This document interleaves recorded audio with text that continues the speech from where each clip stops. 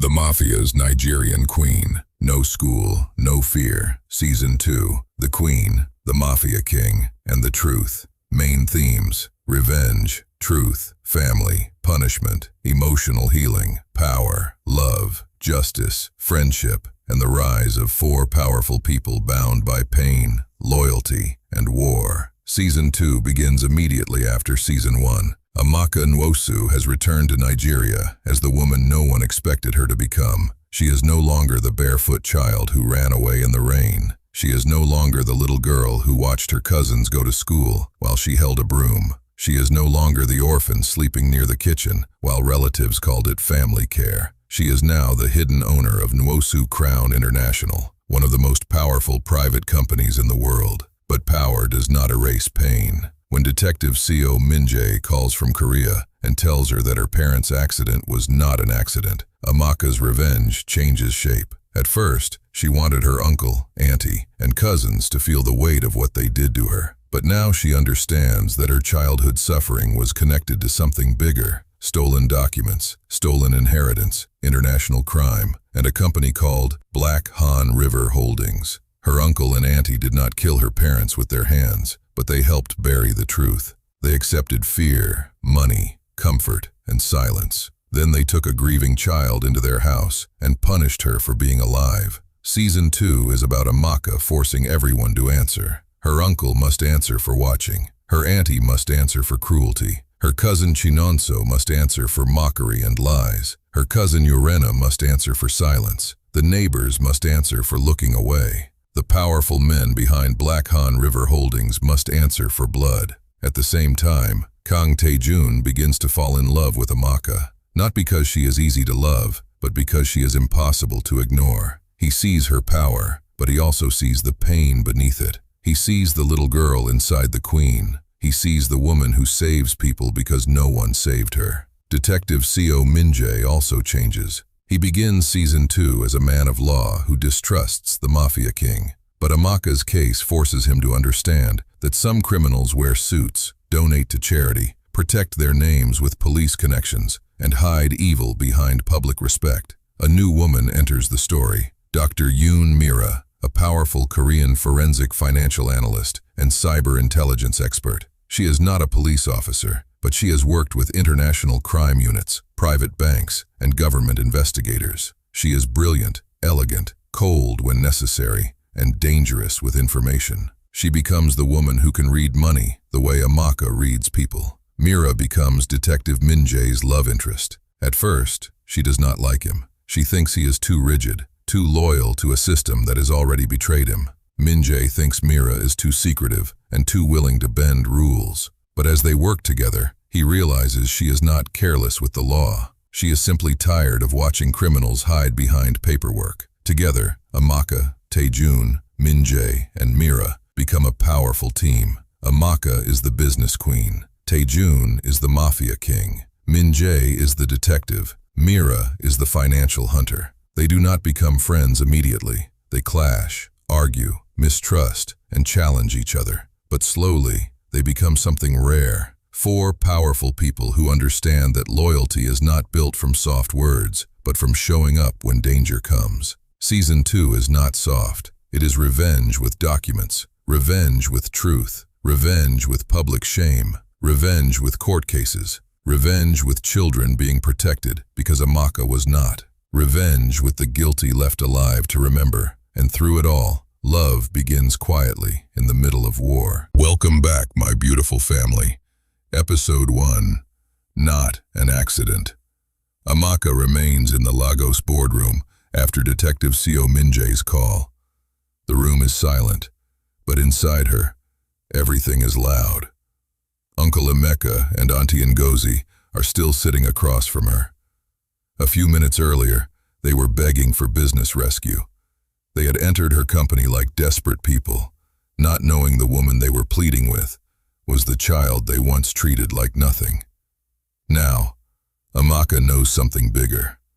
Her parents' accident was not an accident. Detective Minjae's words echo inside her head again and again. For a moment, the polished boardroom disappears. She sees the burial. She sees her mother's bracelet in her small hand. She sees relatives crying loudly, while strangers watched too quietly. She sees Uncle Amaka standing with dry eyes. She sees Auntie Ngozi looking toward the locked room. She sees the man in dark glasses standing far away like he came to confirm death, not mourn it. Amaka looks at Uncle Amaka. She asks him again about Black Han River Holdings. This time, he cannot pretend not to understand. His face changes. His eyes move away from hers. His hands begin to shake on the table.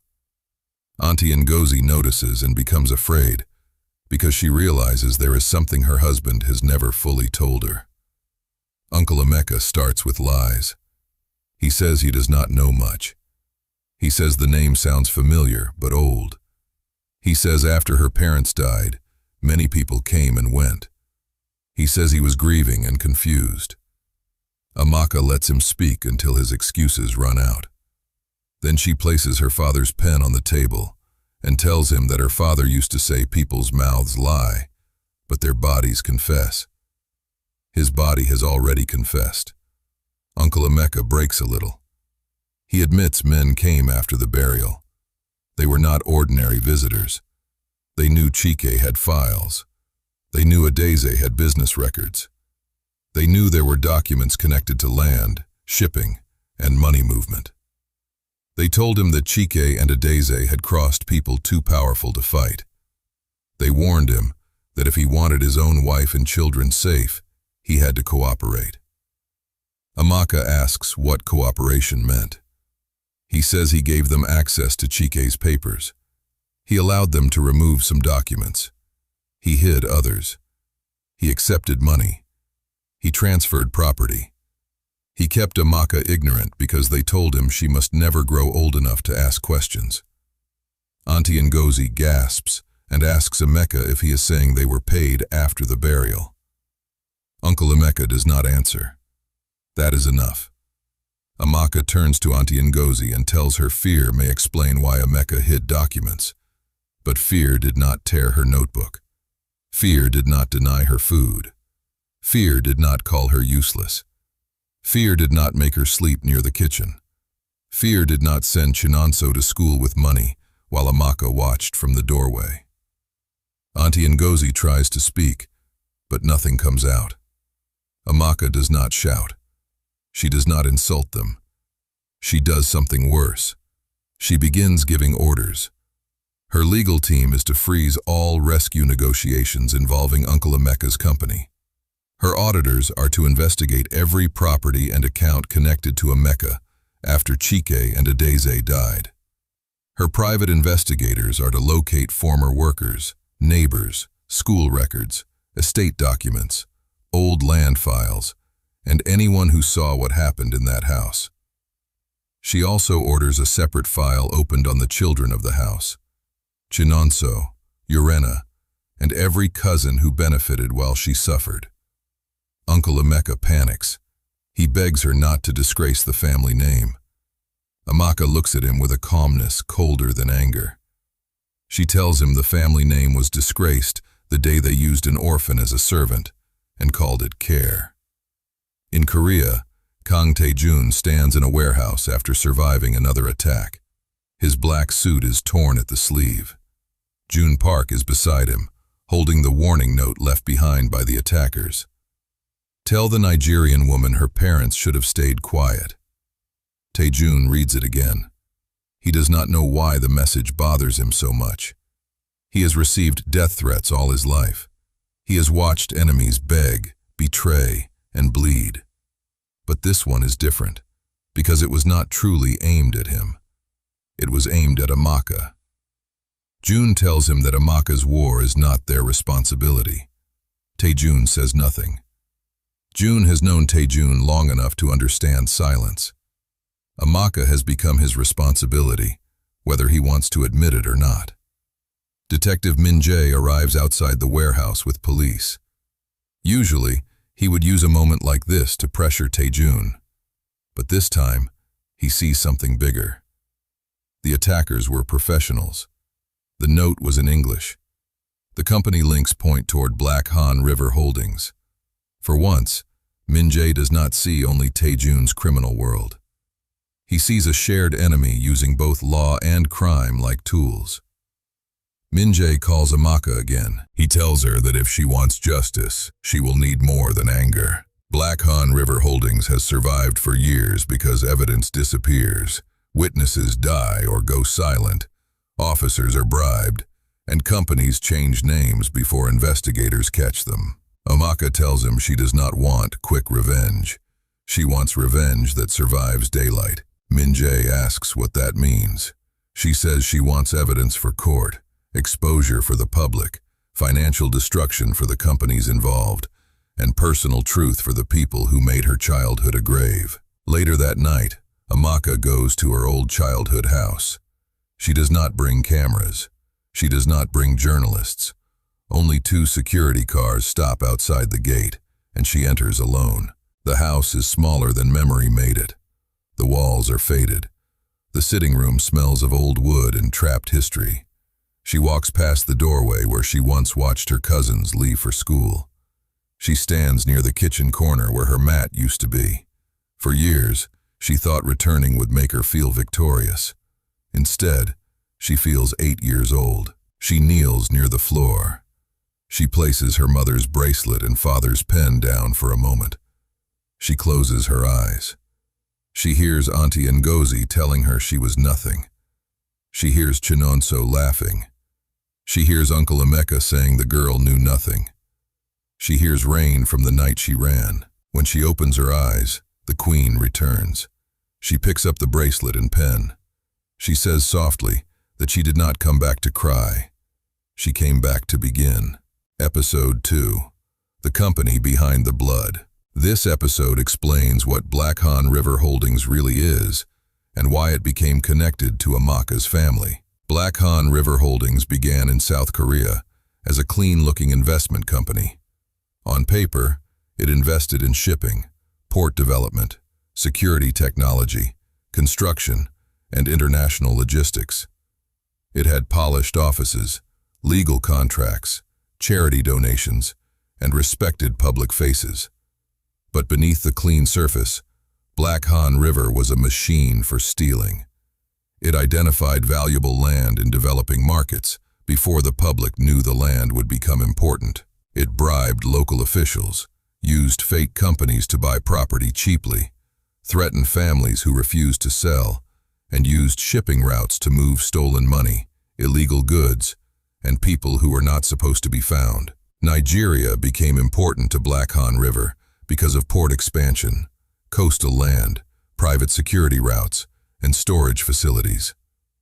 They wanted land connected to future shipping corridors. Some of that land was tied to Chike and Adaeze Nwosu's business records and family inheritance. Chike discovered the criminal side first. He found that families were being pressured to sell land for cheap prices. Documents were forged.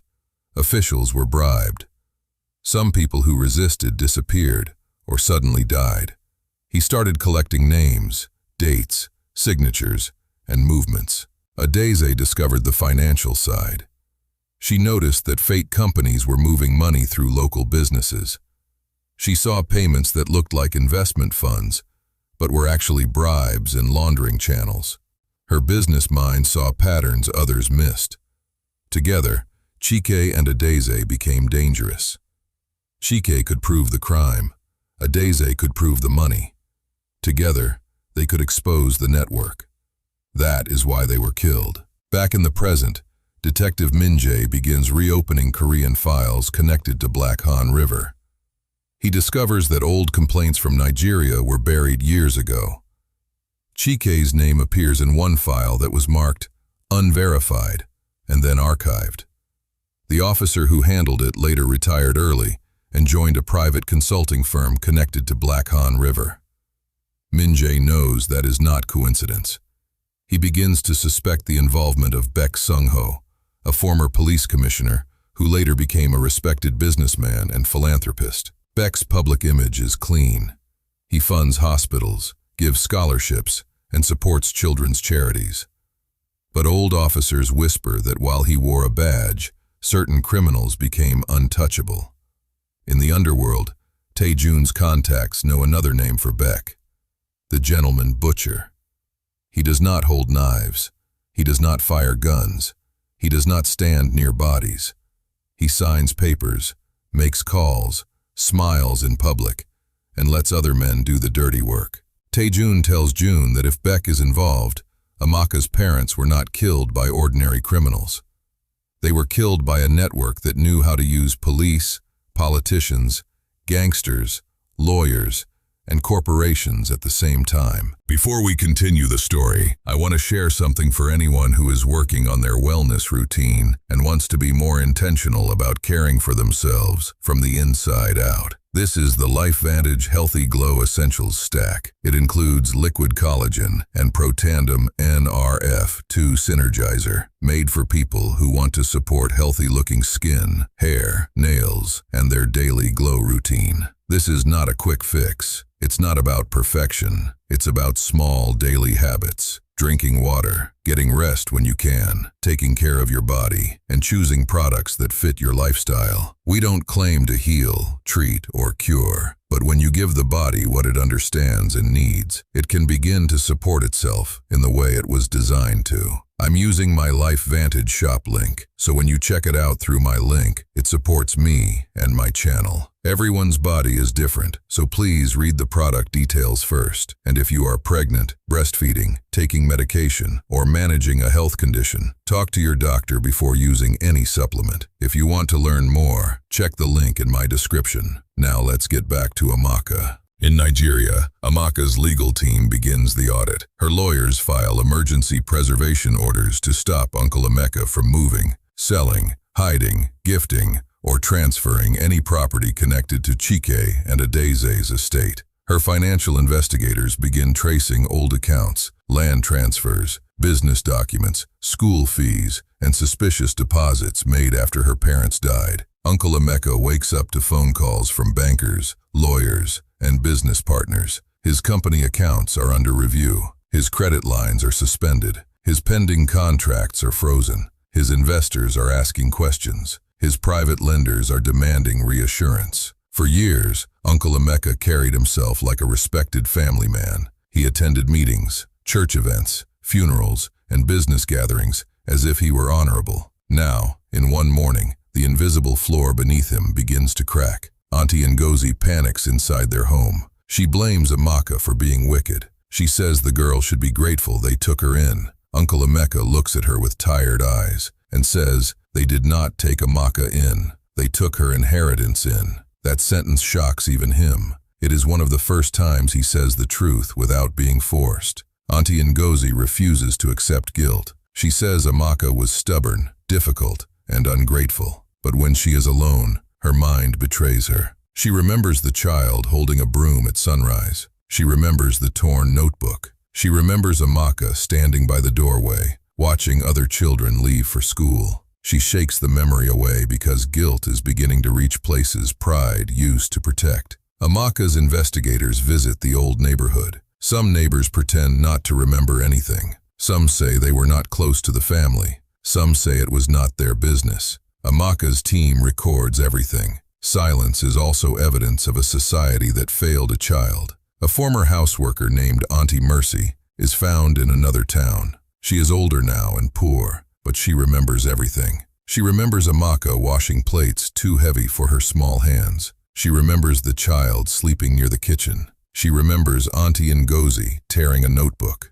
She remembers Uncle Emeka warning workers not to discuss family matters outside. She remembers the night Amaka disappeared and how nobody searched with urgency. When Auntie Mercy gives her statement, she cries. She says she wanted to help, but feared losing her job. Amaka listens to the recorded statement alone in her office. She does not cry, but her hands tighten around the edge of the desk. She whispers that fear is the excuse adults use after children have already paid the price. By the end of the hour, Amaka has two truths in front of her. One truth says her family stole her childhood. The other says Black Han River stole her parents. For the first time, she sees the full shape of her pain. Her family opened the door. The powerful men walked through it. A child was left to pay for all of them. Amaka calls a meeting with her senior legal team. The revenge must have 4 faces. First, legal recovery of everything stolen. Second, public exposure of the family's cruelty. Third,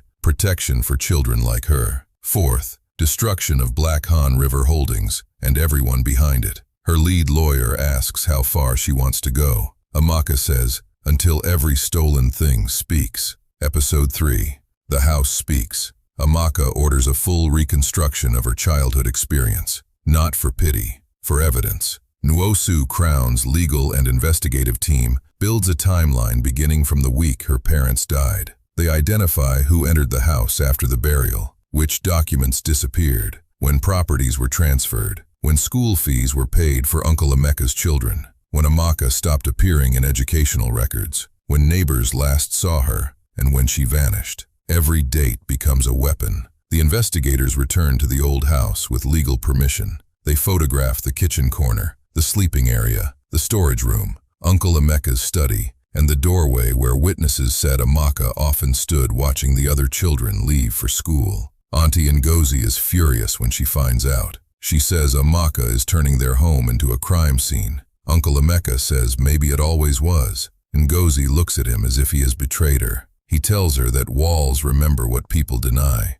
The episode dives deeper into the old neighborhood. Some neighbors begin to speak because they are afraid of being exposed as silent witnesses. A woman who sold food near the street remembers Amaka coming to buy items and bargaining better than adults. She says she always wondered why such a sharp child was not in school. Amaka asks, through Tari, why the woman never asked. The woman has no answer. Another neighbor says he heard crying sometimes but thought it was family discipline. Amaka listens to the recording and says people love calling cruelty discipline when they are not the ones suffering from it. A former driver reveals that Uncle Amaka once sent him to deliver a sealed envelope to a hotel. The envelope was addressed to a representative of Black Han River Holdings. This happened 1 week after the burial. The driver remembers because Uncle Amaka paid him extra and warned him not to ask questions. This is the first strong connection between Uncle Amaka and the larger conspiracy. Amaka sends the information to Detective Minjae. Minjae confirms that a Korean executive connected to Black Han River was in Lagos that same week. The past is no longer vague. It is becoming traceable. Urena asks to meet Amaka. Amaka agrees, but not warmly. She meets Urena in a private room at Nwosu Crown, not in her office. Urena enters carefully, knowing she has no right to comfort. She says she came to apologize. Amaka tells her apologies are easy when the damage has already matured. Urena nods and does not defend herself. She says she remembers more than she admitted. She remembers Amaka's hunger. She remembers Chinonso's cruelty. She remembers Auntie Ngozi tearing the notebook. She remembers thinking that as long as she obeyed her mother, she would not become the target. Amaka asks why she never said anything. Urena says because silence was comfortable. That honesty makes Amaka look at her differently, but not softly. Urena gives Amaka an important piece of information. After Amaka ran away, Auntie Ngozi told people Amaka stole money and disappeared. Uncle Amaka did not want to report her missing properly. He feared she had taken something from the study. Chinonso spread the story among children that Amaka was cursed and would end up begging. Amaka already suspected some of it, but hearing it confirmed still hurts. Urena says she is not asking to be forgiven immediately. She only wants to tell the truth. Amaka tells her truth is a beginning, not payment. In Korea, Taejun and Minjae meet face-to-face under Amaka's instruction. The meeting is tense. Minjae hates being near Taejun without arresting him. Taejun finds Minjae's moral superiority irritating. Both men would rather work separately. Amaka joins by secure video. She tells them that Black Han River Holdings survived because people kept choosing pride over cooperation. She will not allow their egos to protect Baek Sungho. Taejun smirks. Minjae looks offended. Amaka tells them both to focus. For the first time, the alliance becomes official. Minjae will follow legal files. Taejun will follow underworld enforcers. Amaka will follow money, ownership, and corporate movement. 3 worlds begin moving toward one truth. Episode 4. The Cousins Who Laughed. Chinonso wakes up in his luxury apartment to unpaid bills, missed calls, and social media noise. He is no longer a child, but he has never truly become a man. His life is built on appearance, designer clothes, borrowed cars, fake business meetings, expensive lounges, friends who praise him when money flows and disappear when debt arrives. Nwosu always believed he was better than Amaka because he went to school and she did not. But even with education, he never developed discipline. He knows how to speak confidently, but he does not know how to build. He knows how to mock, but not how to lead. He knows how to enjoy privilege, but not how to earn respect. When he hears that Amaka owns Nwosu Crown International, he refuses to believe it. He says someone must be using her name. He says no girl without school can build such an empire. He says she must have found a rich man. He says people are exaggerating. His words reveal that he has not changed. He still cannot imagine that the girl he mocked had a mind greater than his certificate. His sister Urena is different. Urena is now married into a respectable family, but her marriage is cold.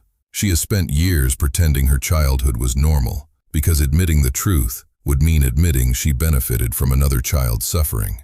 When news of Amaka's return spreads, Urena starts remembering things she had buried. She remembers Amaka standing by the doorway while she and Nwosu left for school. She remembers Amaka carrying water. She remembers the torn notebook. She remembers Amaka being blamed for things Nwosu did. She remembers telling herself it was not her business. Urena visits her parents' house and finds Nwosu laughing about Amaka again. He says Amaka is bitter. He says she should move on. Urena asks him how a person moves on from a childhood. Nwosu tells her not to act holy. Urena says she is not holy. She is guilty. Auntie Ngozi orders both of them to stop. She says Amaka is trying to divide the family. Urena says the family was divided long before Amaka returned. It was divided every morning when some children wore uniforms and one child carried a broom. That sentence lands heavily. Uncle Emeka leaves the room because he cannot bear hearing it. Amaka receives Nwosu's financial file from Tari. It is worse than expected. He owes money to lenders, business partners, and private creditors. His social image is funded by debt. He used his father's name to access money, and now that name is under investigation. The same family privilege that once lifted him is beginning to drown him. Tari asks if Amaka wants to expose him immediately. Amaka says no, not yet. She says Nwosu laughed slowly, so he will fall slowly. This is not petty revenge. It is psychological justice. Amaka wants Nwosu to experience what he never understood. Helplessness, public shame, doors closing, people judging without listening, and the fear of not being believed. Meanwhile, a new woman appears in Korea. Dr. Mira is introduced at a private financial crimes laboratory in Seoul. She is calm, elegant, and terrifyingly precise. Her office is filled with digital maps, bank trails, company charts, and hidden ownership structures. She can look at 3 shell companies and know which one is lying. Mira once worked with government investigators, but left after a corruption case was buried. She does not trust official systems easily. She now works independently as a forensic financial analyst for international cases. Detective Minjae asks for her help because Black Han River's financial trail is too complex. Mira refuses at first. She says she does not clean up cases for police officers who only come to private experts after their own system fails.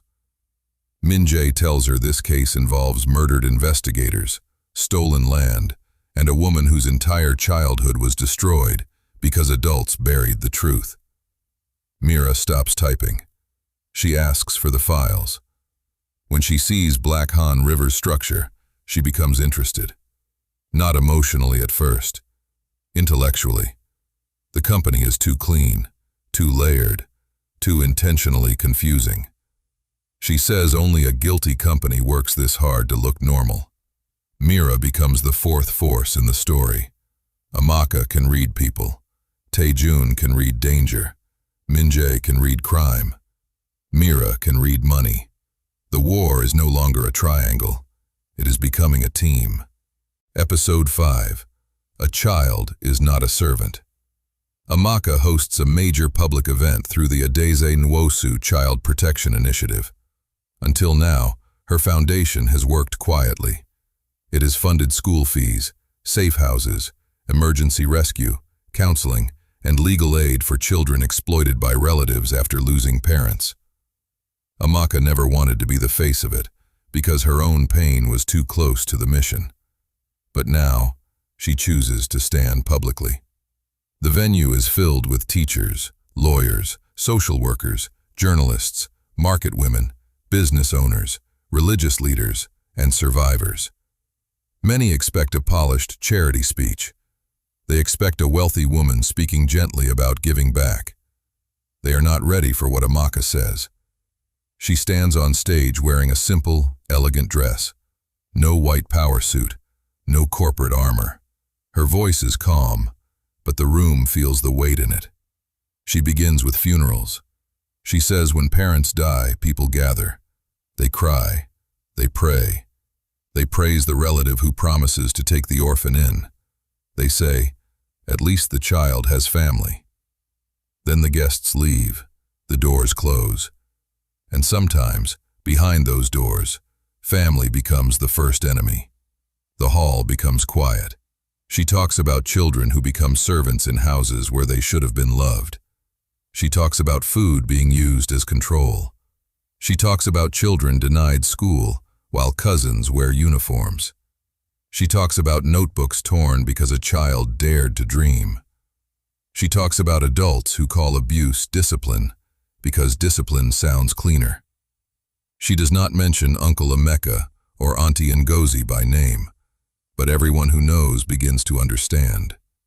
Amaka says, a child is not a servant because her parents died. A child is not worthless because no one is left to defend her. A child should not have to become rich before adults admit she deserved kindness. The line hits the room like thunder. People cry openly. Mama Ifeoma sits in the front row wiping tears. Baba Stone looks down, jaw tight. He remembers the girl he found fighting in the market. He remembers her saying she had no home. Amaka announces a new program called No Child Left at the Door. It will investigate reports of orphan exploitation, fund school placement, provide emergency shelter, offer legal support, and train communities to recognize abuse hidden inside family structures. She says the foundation will also create a public reporting system so children are not left to depend on neighbors who are afraid to interfere. At Uncle Emeka's house, Auntie Ngozi watches the live broadcast. At first, she is angry. She says Amaka is disgracing them. She says the girl has become too proud. But when Amaka describes the torn notebook, Ngozi's face changes. Memory forces it. Memory forces itself into the room. She hears paper ripping. She sees Amaka's small hands reaching. She remembers enjoying the power of refusing. She tries to turn off the television, but cannot. Uncle Emeka watches from the hallway. His face is gray with shame. He says nothing. Chinonso watches the speech at a lounge with friends. At first he laughs and says rich people love emotional speeches. Then, social media begins connecting the story to the Nwosu family. Old rumors resurface. Someone posts that Amaka was treated badly in Emeka's house. Another person says Chinonso mocked her when they were children. His friends become quiet. The world begins looking at him differently. In Korea, Taejun watches the speech alone. He replays the line about a child not needing to become rich before adults admit she deserved kindness. Jun enters and sees the paused video on the screen. He asks if Taejun is pitying her. Taejun says no. He says pity looks down. What he feels is rage, standing beside respect. Minjae also watches the speech. Mira is in the room with him, reviewing Black Han River documents on a separate screen. She pretends not to listen, but she does. When Amaka says children do not become servants because adults call cruelty discipline, Mira stops working. Minjae notices. Mira says nothing, but her face changes. The audience understands that Mira has her own history with powerful people who hid cruelty behind respectable words. This becomes the first emotional connection between Minjae and Mira. He realizes she is not just a cold analyst. She has wounds too. She simply hides them under precision. Episode 6. The first public cut. Amaka releases the first formal public statement through Nwosu Crown's legal department. The statement is not emotional. That makes it more powerful. It outlines suspicious asset transfers from Chike and Adeze Nwosu's estate after their deaths. It shows that property meant to be preserved for Amaka was moved into Uncle Emeka's control. It reveals that school fees for Emeka's children were paid during the same period Amaka was denied education. Nigeria reacts immediately. The public question becomes simple and devastating. How did his children go to school while his dead brother's child was kept at home? Chinonso becomes the face of the scandal because of the school fee records. People online find old photos of him in expensive school uniforms, debate clubs, graduation events, and parties. The contrast becomes brutal. While Amaka was tracing letters in secret, he was being educated with comfort. Chinonso tries to defend himself. He posts online that people are exaggerating childhood issues. He says every family has problems. He says Amaka is using money to rewrite history. He says she should remember they took her in. That post destroys him. Amaka's team releases more evidence. Witness statements, old fee receipts, estate withdrawals, former worker testimony. Proof that Amaka's educational records stopped after her parents died.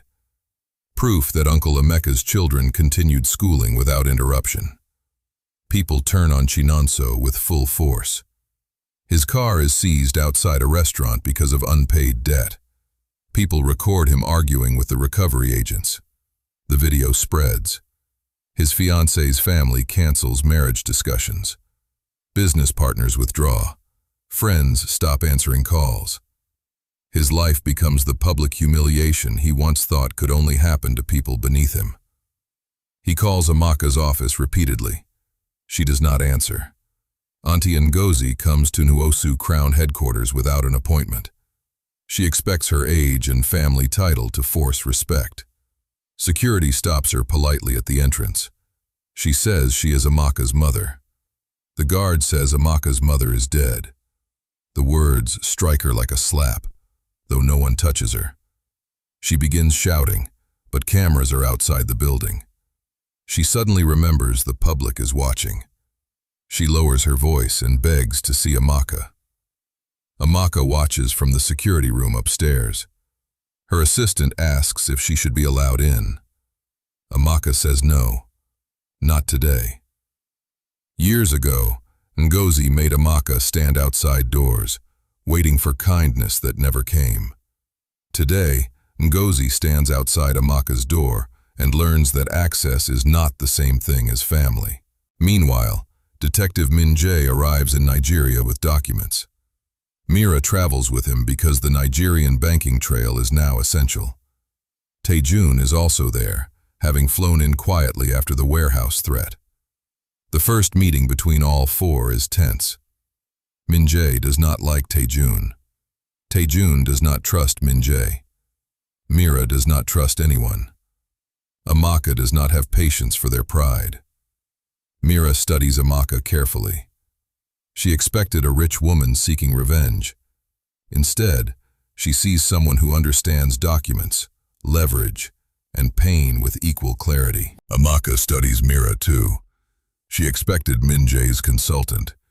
Instead, she sees a woman who looks at money trails like murder scenes. Mira explains Black Han River's method in simple terms. They never appear as the buyer. They create local companies. Those companies pressure families to sell. If families refuse, local partners threaten them.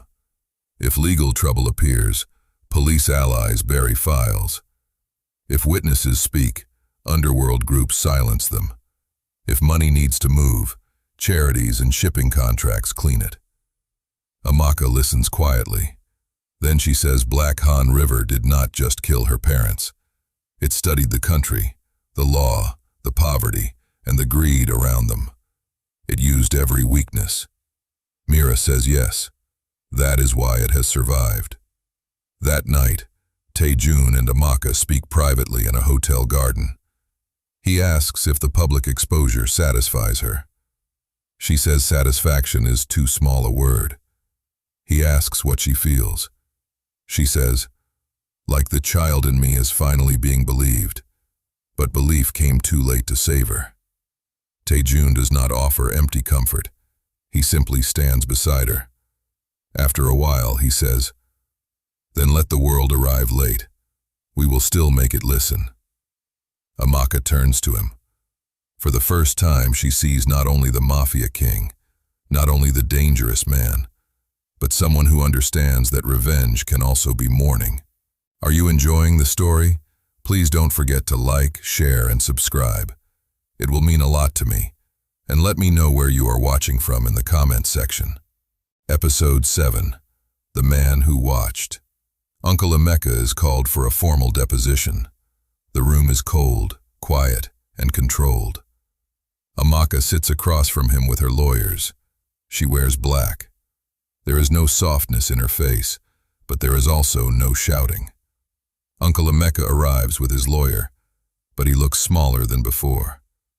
His expensive clothing cannot hide a man shrinking under truth. The deposition begins with estate records. Amaka tries to claim confusion.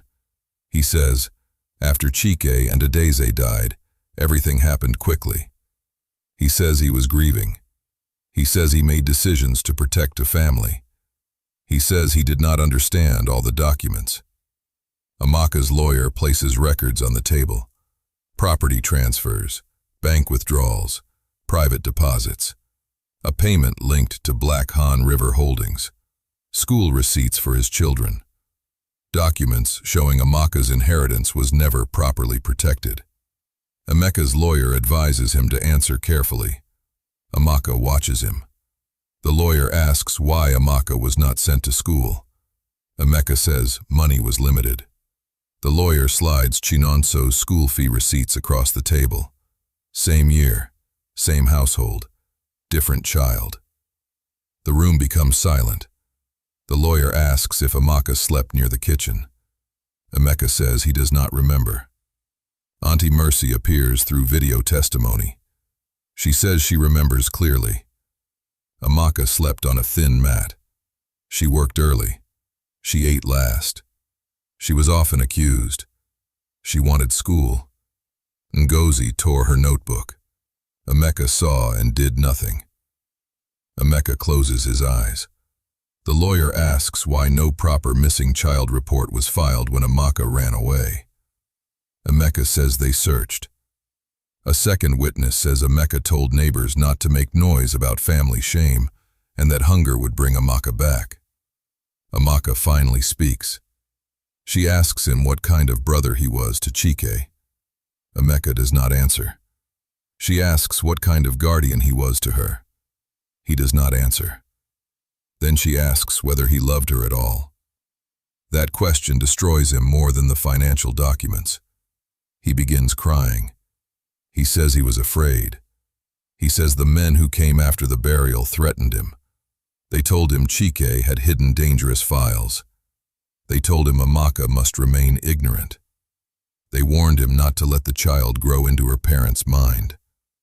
Amaka asks if he protected her by making her suffer. Amaka breaks. He admits the truth.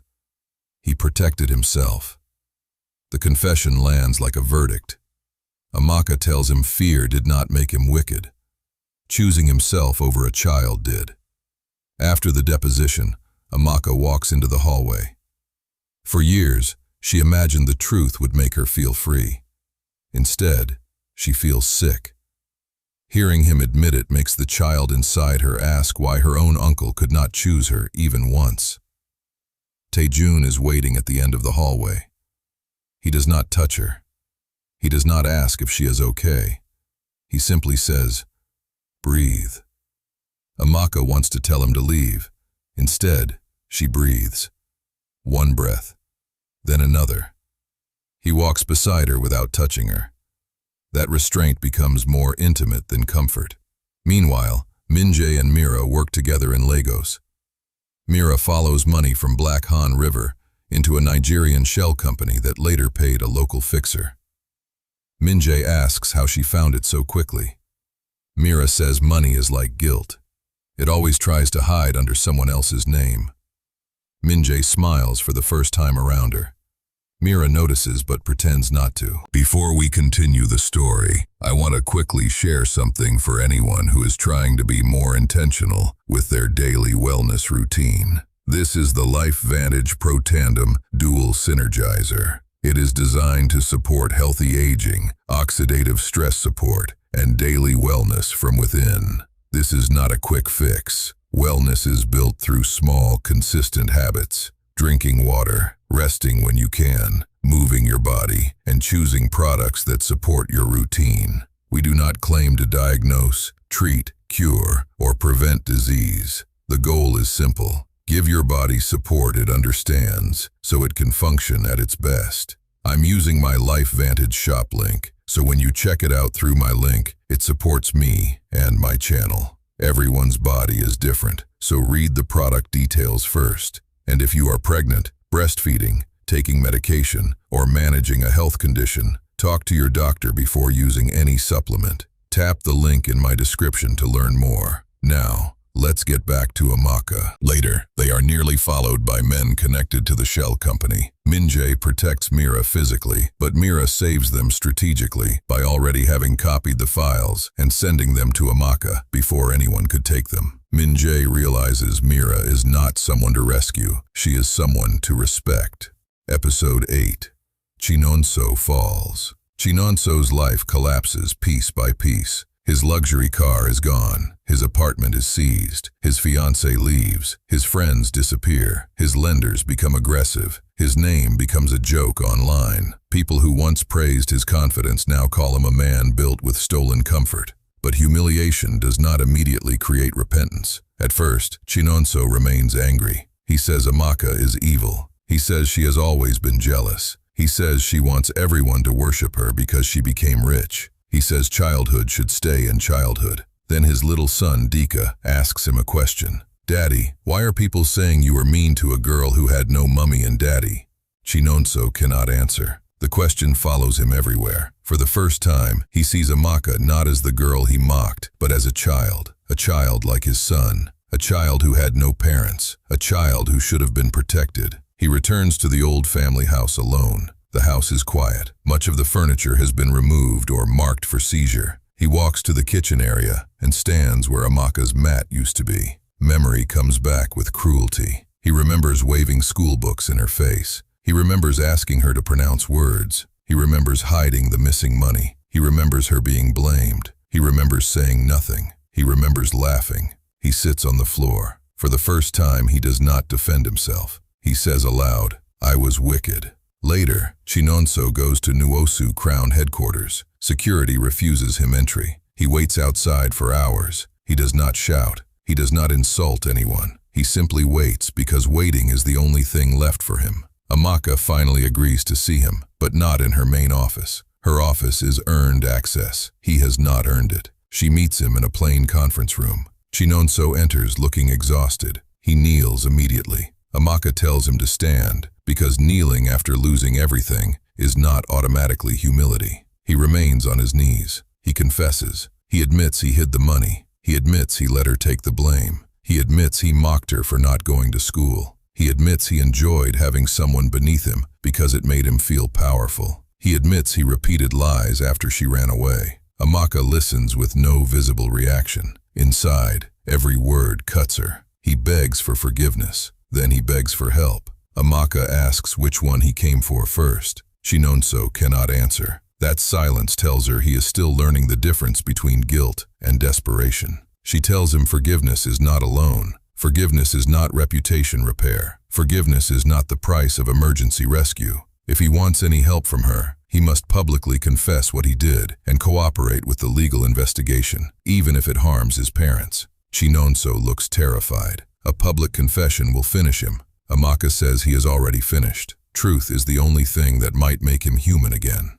In Korea, Minjae's investigation reaches a dangerous point. He discovers that his own department buried Chika Nwosu's international complaint years ago. When he tries to access the original file, his clearance is denied. That same day, Internal Affairs opens a case against him. Someone is framing him. Taejun hears about Minjae's trouble and laughs at first, but Amaka does not. She tells Taejun that if Minjae falls, the legal path weakens. Taejun says the detective spent years trying to put him in prison. Amaka says, then help him stay free long enough to put the right man there. Taejun looks at her with admiration. She has a gift for turning enemies into weapons. The friendship between Taejun and Minjae begins here, not with warmth, but with necessity. Taejun secretly uses his contacts to find the person who planted false evidence against Minjae. Minjae hates accepting help from him, but when the lead proves useful, he cannot deny Taejun's value. Minjae tells Taejun that this does not make them friends. Taejun says, "Good, I do not like making friends under police supervision." For the first time, Minjae almost laughs. The war is no longer Nigeria separate from Korea. It is one battlefield. Episode 9. The Woman Who Tore the Notebook. Auntie Ngozi comes to Amaka alone. She no longer carries herself like the woman who once ruled the house. Her clothes are still fine, but the pride inside them is gone. She looks tired.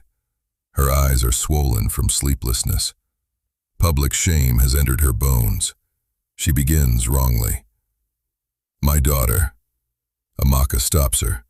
"Do not use a name you refuse to earn." Ngozi swallows. Then she says, "Amaka." That is the first small surrender. Amaka allows her to sit, but there is no tea, no warmth, no family comfort. The office is quiet and cold. It is not a reunion. It is an accounting. Ngozi begins with excuses. She says she was grieving. She says money was hard. She says raising children is not easy. She says African families are strict. She says Amaka was stubborn sometimes. Amaka lets her speak until the excuses become empty. Then Amaka asks one question. "Did grief tear my notebook?" Ngozi cannot answer. "Did poverty call me useless?" Silence. "Did culture make you feed your children while I ate leftovers?" Ngozi's lips tremble. "Did discipline make you look happy when I begged for school?" That question breaks the first wall. Ngozi begins crying, but Amaka does not soften. Finally, Ngozi tells the ugliest truth. She says she was jealous of Adeze. Adeze was beautiful, respected, intelligent, and loved. Even after death, people spoke of Adeze with admiration. When Amaka came into the house, Ngozi saw Adeze in her. The quiet intelligence, the dignity, the sharp eyes, the possibility. She hated it. She hated that even as an orphan, Amaka still carried something royal. So she tried to reduce her. She denied school because she did not want Amaka to rise. She tore notebooks because she feared Amaka's mind. She called her useless because she wanted the word to become true. She made her serve because power over a helpless child made her feel bigger. The confession is ugly, but it is finally honest. Amaka sits still, but inside her, the child who begged for the notebook is listening. Ngozi asks for forgiveness. Amaka tells her forgiveness is not the first thing she should ask for. Ngozi asks what she should ask for. Amaka says, understanding. Understanding that what she did was not discipline. Understanding that jealousy does not excuse cruelty. Understanding that a child should never be punished for reminding an adult of her own failure. Understanding that helplessness is not permission. Ngozi asks if Amaka will destroy her. Amaka says no. I will leave you with yourself. That becomes Ngozi's punishment. Amaka will not restore her wealth. She will not give her public honor. She will not call her mother. She will not allow her near private family matters. She will not pretend that tears erase years. But Amaka will make sure she has basic shelter and medical care after the legal process. Not because Ngozi deserves comfort, but because Amaka refuses to become the kind of woman who enjoys helpless people suffering. Her mercy is not soft, it has walls. Taejun later asks Amaka whether that mercy satisfied her. She says mercy with boundaries feels like freedom. What would destroy her is pretending the past never happened, because the guilty are finally crying. Taejun says he would have chosen harsher punishment. Amaka says that is why it is not his revenge to choose. He accepts it. That acceptance matters. The more Taejun respects her choices, the more Amaka trusts him. Meanwhile, Minjae and Mira's relationship deepens. Mira reveals that her father was once destroyed by a corporate corruption case. He tried to expose illegal money movement, but the evidence vanished, and he was framed. That is why Mira left official work and became independent. Minjae realizes Mira is not cold because she feels nothing. She is cold because feeling too much once cost her family everything. He tells her he understands what it means to keep faith in justice after justice disappoints you. Mira tells him faith is not enough. Minjae says no, but people are. It is the first time Mira looks at him like a man, not just a detective. Episode 10. The Public Confession. Chinonso records his confession. At first, he tries to speak like a man protecting himself. He says mistakes were made. He says the house was difficult. He says everyone was young. He says things were misunderstood. Then he stops. He looks away from the camera. For the first time, he understands that half-truth is another insult. He starts again. He says Amaka Nwosu was mistreated in his parents' house. She was denied school while he and his siblings went to school. She worked when she should have been protected. She was mocked. She was accused. She was lied about after she ran away. Then he confesses the money incident. He admits he hid the money and let Amaka be blamed. He admits he watched her suffer for something he did. Then he says the sentence that changes everything. I was not innocent because I was young. I knew she was hurting, and I liked not being the one who was hurt. The confession spreads quickly. Some people say he is only confessing because Amaka destroyed him. Others say even late truth has power. But the important thing is that Amaka's story is no longer rumor. It is confirmed by someone who helped hurt her. Amaka watches the video alone. She does not smile. She simply exhales. Something inside her loosens, but not completely. Urena releases her own statement. She says she watched and stayed silent. She says silence protected her comfort. She does not ask for public sympathy. She says she will cooperate with Amaka's investigation and volunteer under Amaka's foundation in any position given. Amaka reads Urena's statement and says nothing, but later, she tells Tari to accept Urena as a volunteer. Not a manager, not a spokesperson, not family representative, a volunteer.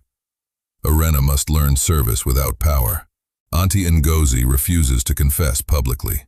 She says people will insult her. She says she is too old for public disgrace.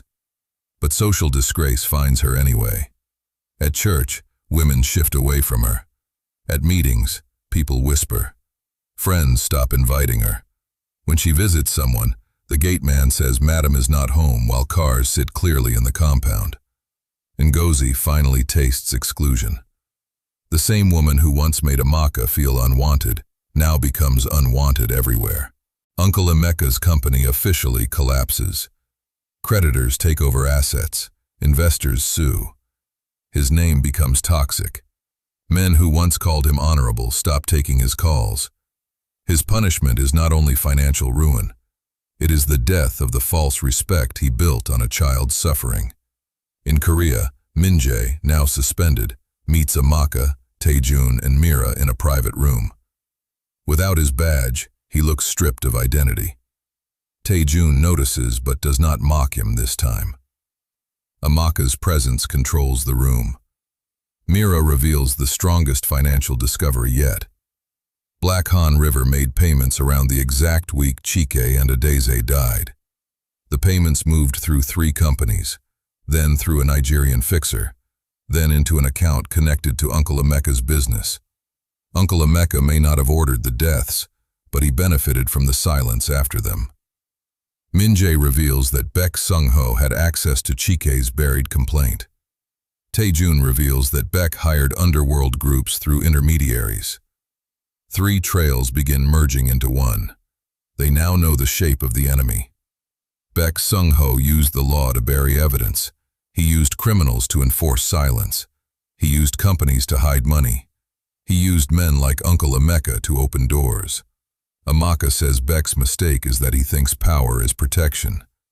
Taejun asks what she thinks power is. Amaka says power is making truth survive longer than fear. The 4 sit in silence. For the first time, they are not just working together. They are becoming loyal. Episode 11.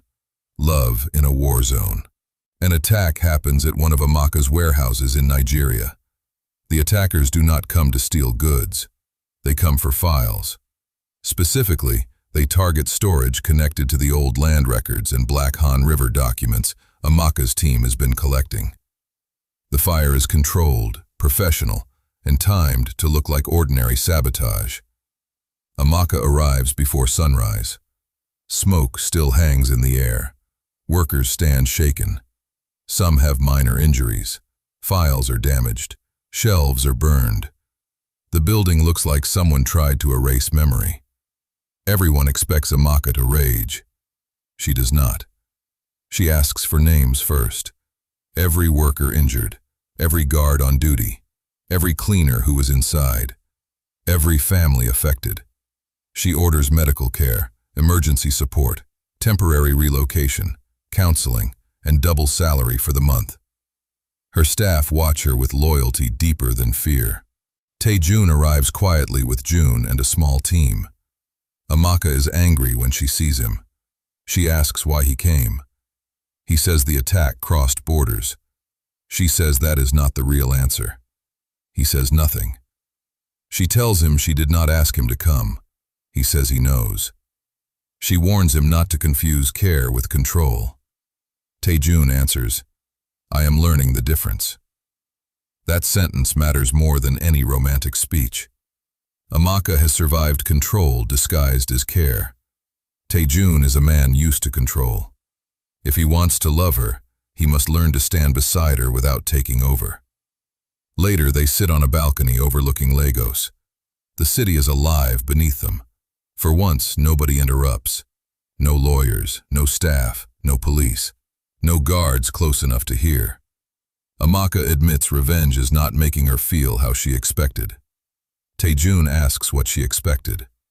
She says she thought power would silence the child inside her, but every confession makes that child speak louder.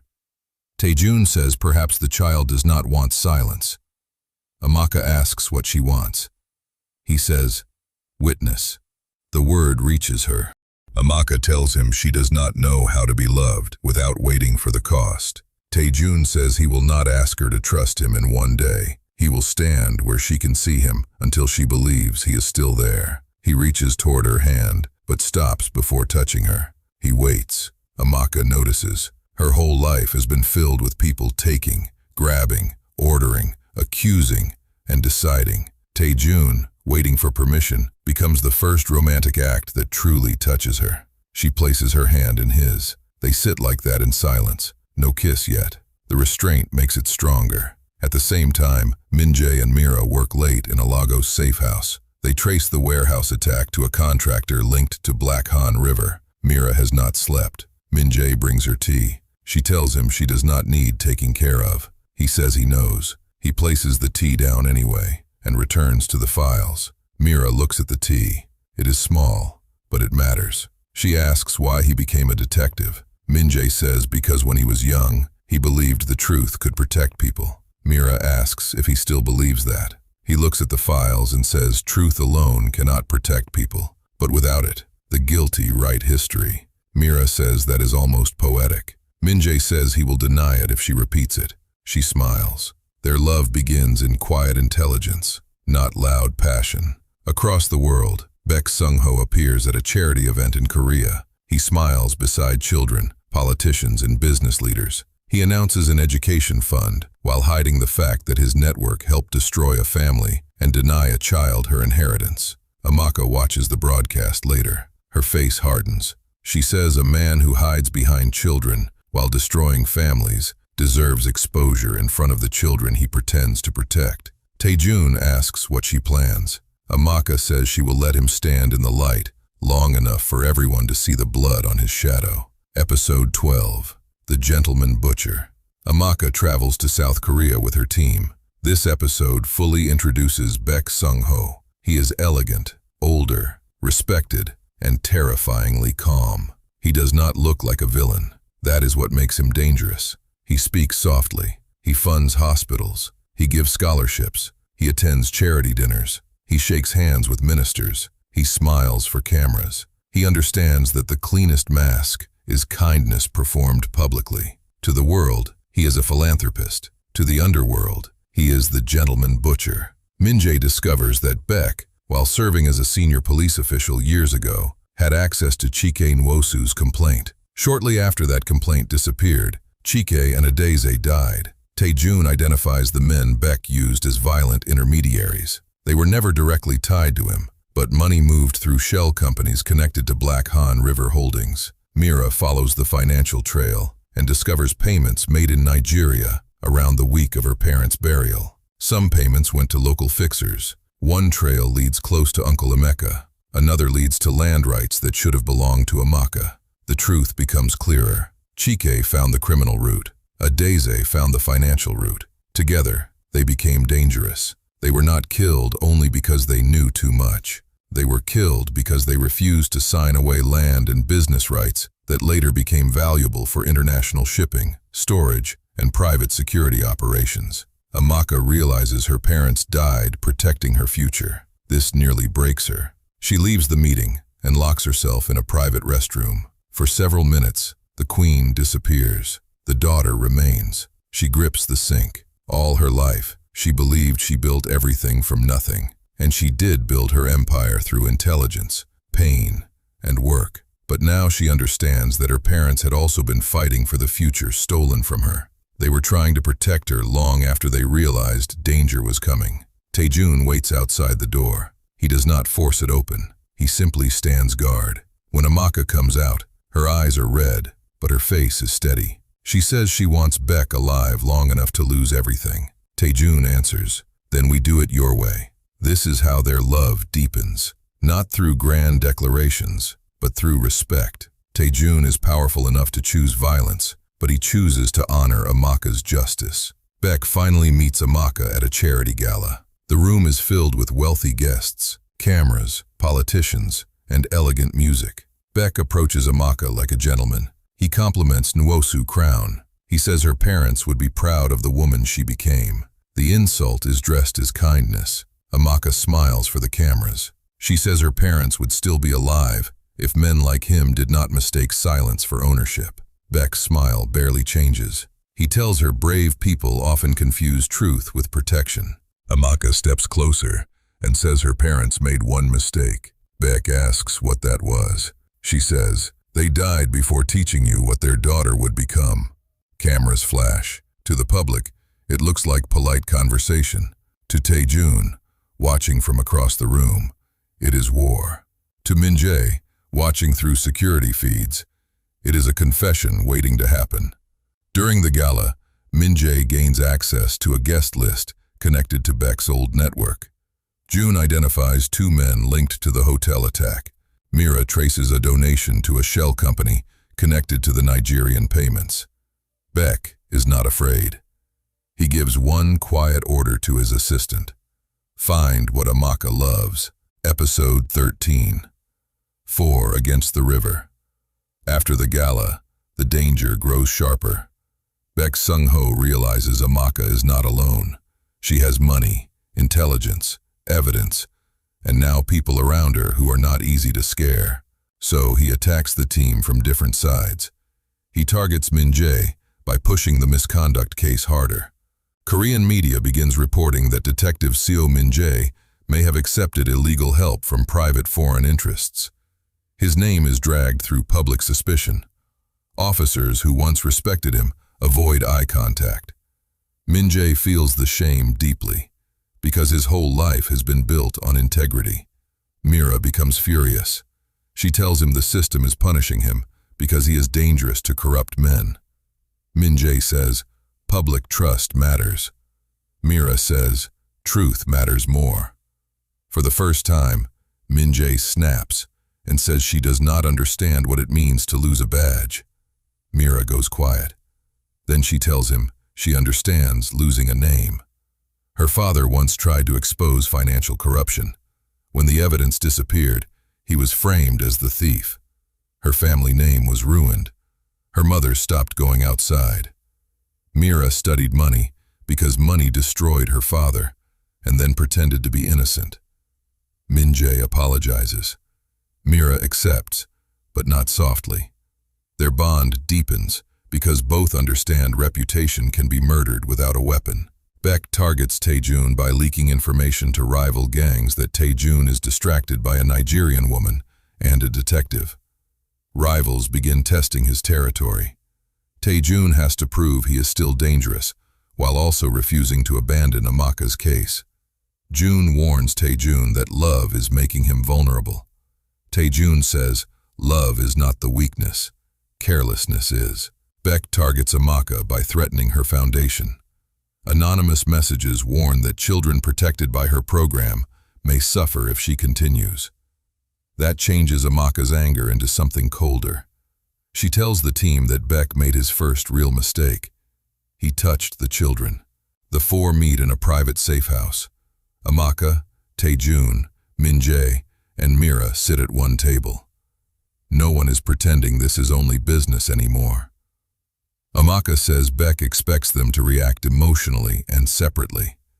Instead, they will move as one. Mira will expose the charity money. Minjae will leak clean evidence to a trusted prosecutor outside Baek's reach. Taejun will cut off Baek's underworld messengers.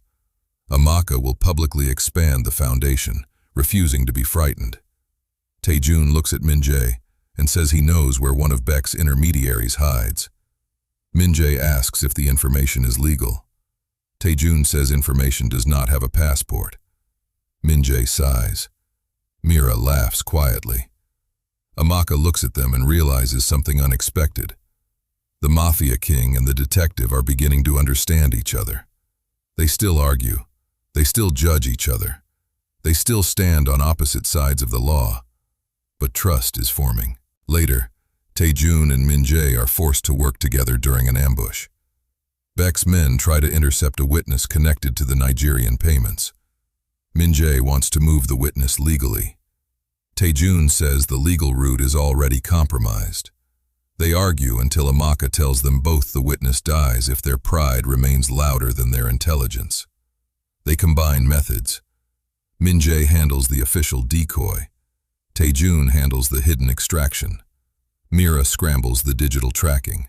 Amaka secures the witness through Nwosu Crown's private network. The plan works.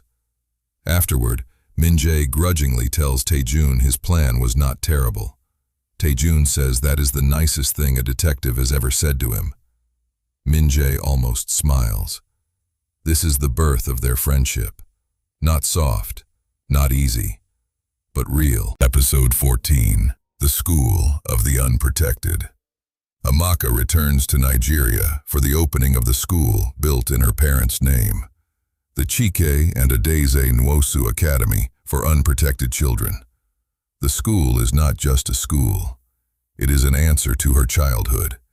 It has classrooms for children who were denied education, a library for children whose books were torn, a dormitory for children who cannot safely return home, a legal aid office for children being exploited by relatives, a counseling center for children carrying silent wounds, a guardian training program for families taking in orphaned children, a reporting unit for neighbors, teachers, and market women who suspect abuse. Amaka walks through the building before the ceremony. She stops in the library. Rows of books sit neatly on shelves. She touches one book gently. Her mind returns to the notebook Auntie Ngozi tore. Mama Ifeoma stands beside her and says, "Adeze would have loved this." Amaka's eyes fill with tears, but she holds herself steady. Baba Stone tells her she built the home she once needed. Outside, the ceremony begins. Children arrive in clean uniforms. Teachers stand proudly. Journalists gather. Community leaders attend. Survivors from the foundation sit in the front rows. Amaka has invited Uncle Emeka, Auntie Ngozi, Chinonso, and Irena, but not as honored guests. They sit at the back. That placement is deliberate. They are not there to be celebrated. They are there to witness what the child they failed has built. Uncle Emeka cannot lift his head. The school is beautiful, and every classroom accuses him. Every desk says what he denied.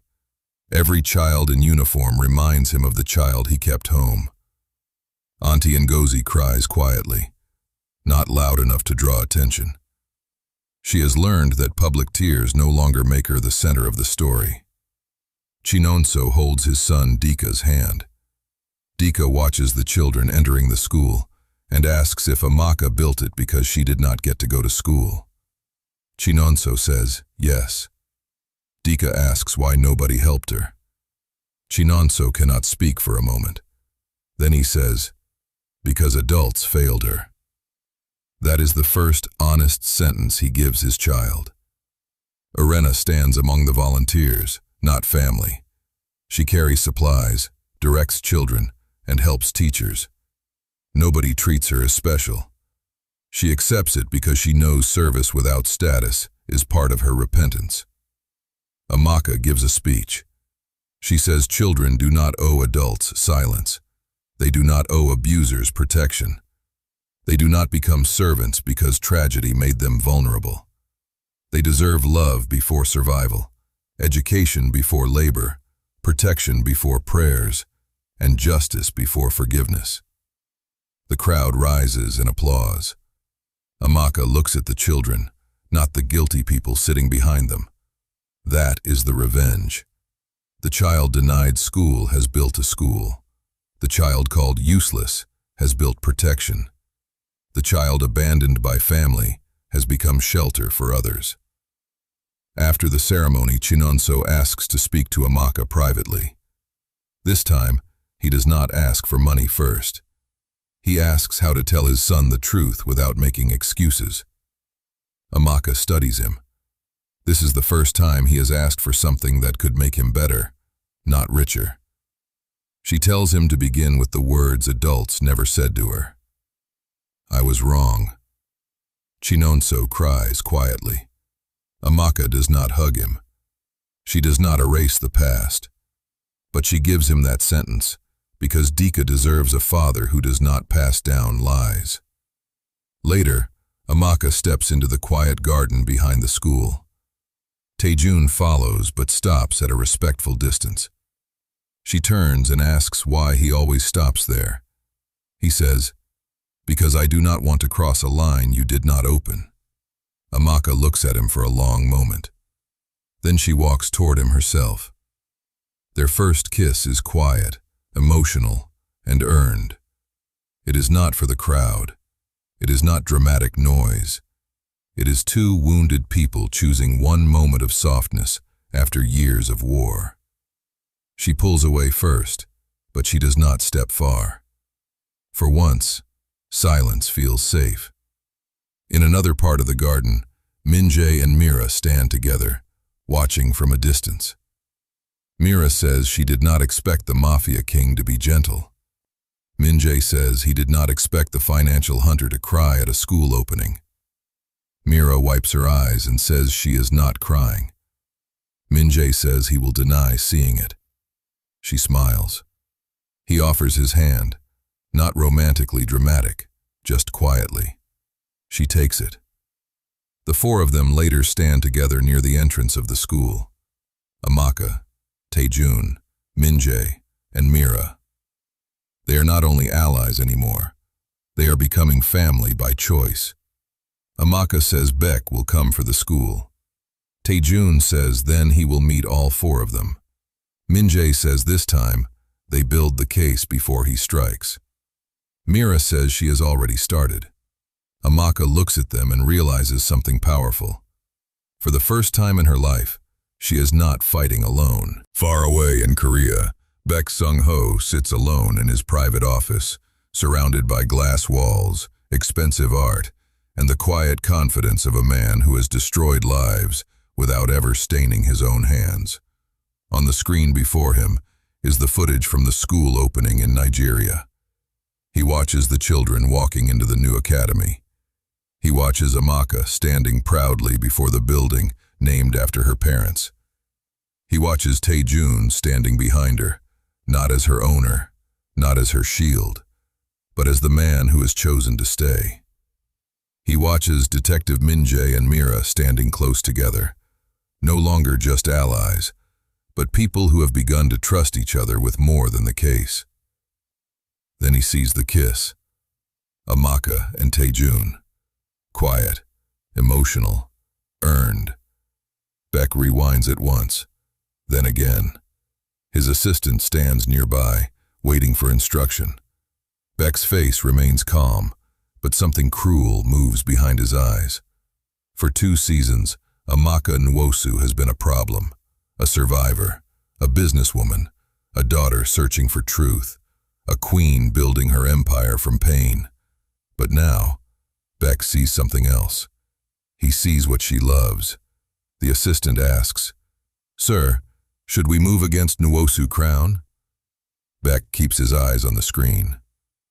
"No," he says quietly, "not the company." The assistant waits. Baek watches the children again. He watches the school. He watches the foundation workers.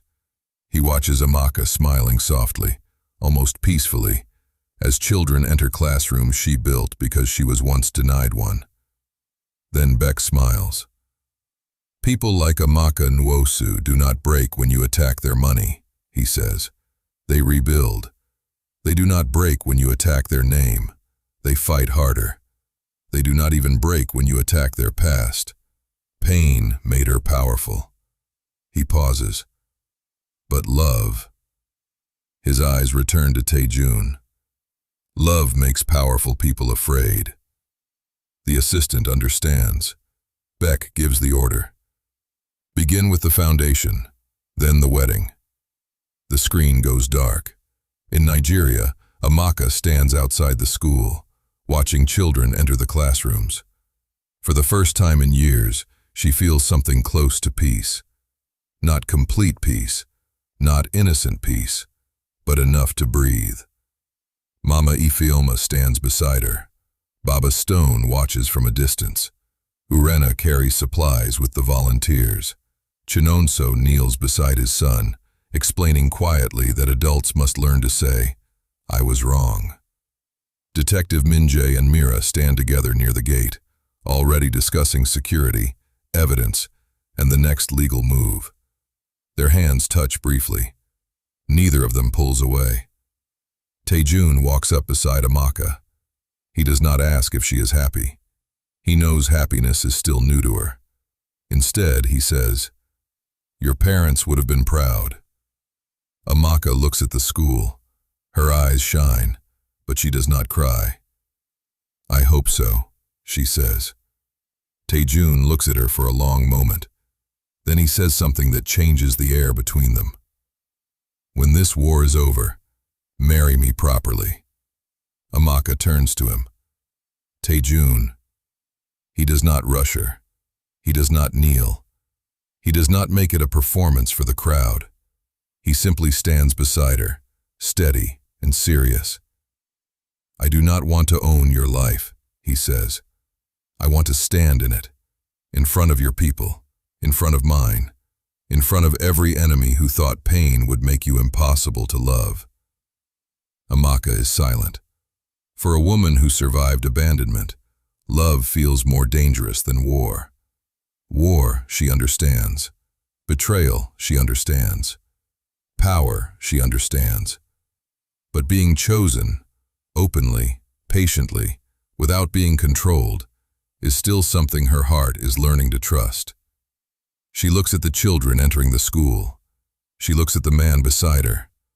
Then she says, "If I marry you, it will not be small." Taejun's mouth curves slightly. "I would be disappointed if it was." Amaka almost smiles. Behind them, Minjae notices the moment and looks at Mira. Mira says, "That sounded like a proposal." Minjae says, "From a Mafia king, that was practically poetry." Mira looks at him. "And you? Do detectives know poetry?" Minjae answers, "Only when financial analysts make them nervous." For the first time, Mira truly laughs.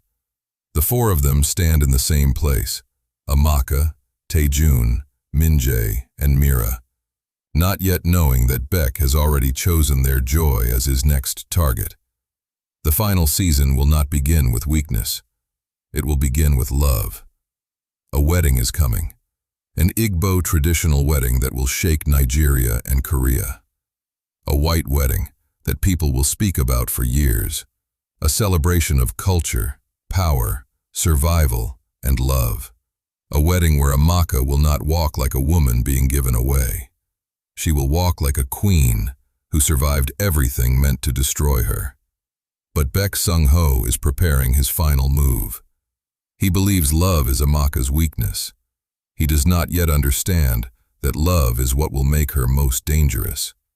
Because this time, Amaka is not fighting only for the child she used to be. She is fighting for her future, for her family, by choice, for the children she swore to protect, for the man who waited at the line until she opened it, for the truth her parents died carrying, for the wedding that will become more than marriage. It will become a declaration to every enemy watching. Amaka Nwosu was not broken. She was becoming. And now, the final war begins. So the question is, if you were Amaka and the man who killed your parents was coming for the children you built a school to protect, would you choose mercy? Would you choose revenge? Or would you become the kind of queen even monsters regret awakening?